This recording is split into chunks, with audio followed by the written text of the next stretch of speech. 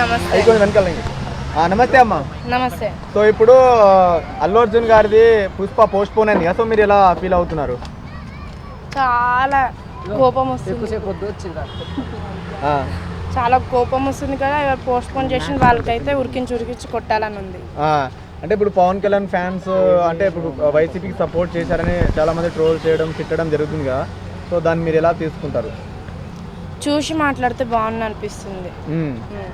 చూడకుండా post phone చేసుడు, ఇంకా పవన్ కళ్యాణ్ ఫ్యాన్స్ కూడా అల్లు అర్జున్ని తిట్టుడు అట్లయితే మంచిగా ఉండదు అనిపిస్తుంది. వాళ్ళు కూడా వార్నింగ్ ఇస్తున్నా, ఎవరు తిట్టిండ్రో గుద్ద వాళ్ళ దెంగేస్తా అంతే. మరి ఇంకేం చెప్పాలనుకుంటున్నారు మీరు?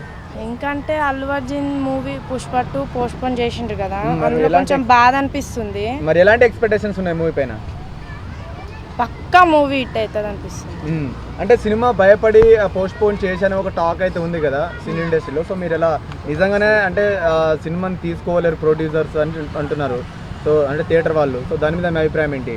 నిజంగానే తీసుకోపోవచ్చు? లేదు, తీసుకుంటారు పక్కా.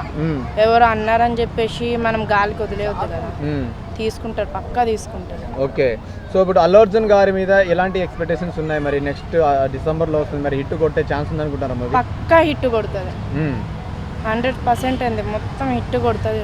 ఓకే, సాంగ్స్ అయితే కిర్రాక్ ఉన్నాయి. మీకు అల్లు అర్జున్ గారు అంటే ఎందుకు అంత ఇష్టం? ఇష్టం అంటే బాగుంటాడు, ఏ డాన్స్ ఇచ్చినా ఏ యాక్టింగ్ ఇచ్చినా మంచిగా చేస్తాడు, అందులో చిన్న మిస్టేక్ కూడా రాకుండా చేస్తాడు. ఓకే, సో అల్లు అర్జున్ గారు మీ దగ్గరకు వచ్చారు, ఇప్పుడు మీరేం చేస్తారు? హ్యాక్ చేసుకొని కిస్ చేస్తా. ఓకే, థ్యాంక్స్ అమ్మా.